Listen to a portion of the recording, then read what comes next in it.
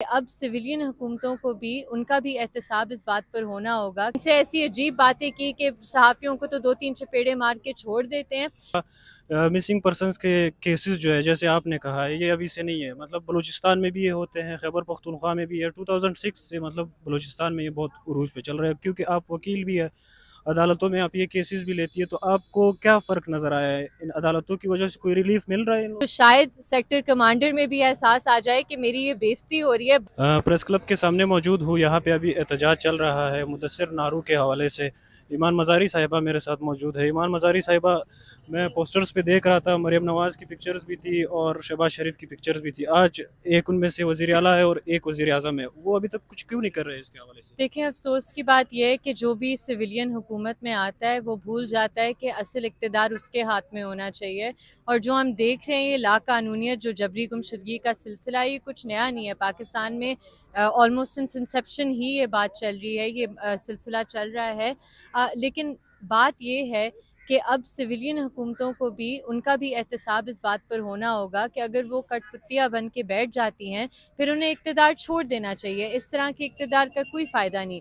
शहबाज शरीफ साहब जब वज़ीर आज़म थे PDM गवर्नमेंट के दौरान, उस वक्त उन्होंने अदालत में आकर झूठे वादे किए। उन्होंने कहा कि मैं इस पर सीरियस वर्किंग करूंगा, मैं मुदस्सिर नारू की बाजियाबी यकीनी बनाऊंगा। उनसे पहले जब इमरान खान साहब वज़ीर आज़म थे, उस वक्त भी उन्होंने झूठे वादे किए, फैमिली को बुलाया प्राइम मिनिस्टर ऑफिस में, उनसे ऐसी अजीब बातें की कि सहाफ़ियों को तो 2-3 चपेड़े मार के छोड़ देते हैं।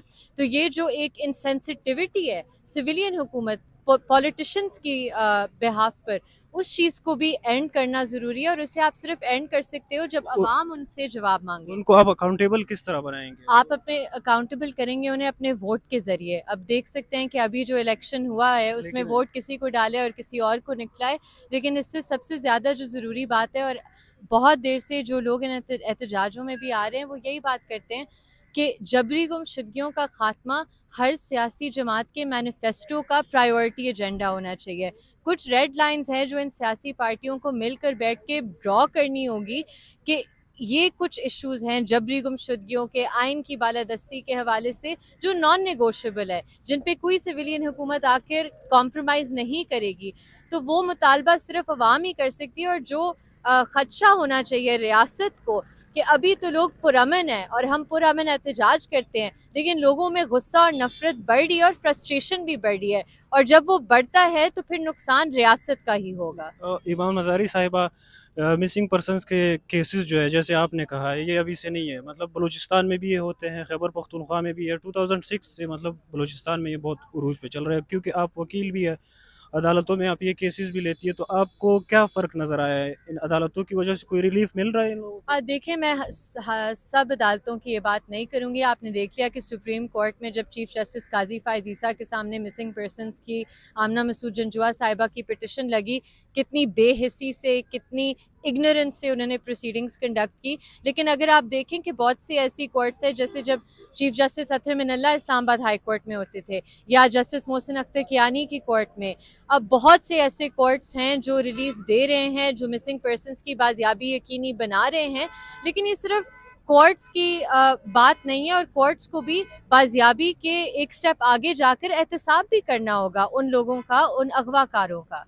पिछले दिनों मिसिंग पर्सनस केस के अहमद फराद का जो केस था, उसमें मोहसिन अख्तर कियानी, जस्टिस मोहसिन अख्तर कियानी ने सेक्टर कमांडर ISI और MI को बुलाया था। उन्होंने कोशिश की थी कि थोड़ा सा इनको अकाउंटेबल बनाए, लेकिन वो आए नहीं।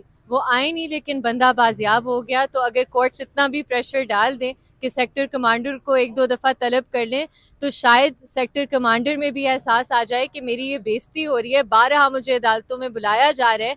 ये सिलसिला देखें, सिर्फ एक कोई अदालत नहीं रोक सकती। इस पर अवामी प्रेशर भी होना ज़रूरी है, सियासी जमातों का कंसेंसस होना ज़रूरी है। इसमें बहुत से फैक्टर्स हैं जो रिक्वायर्ड है ये इंश्योर करने के लिए कि ये प्रैक्टिस का असल में खात्मा हो। बहुत शुक्रिया। थैंक यू जी, बहुत शुक्रिया।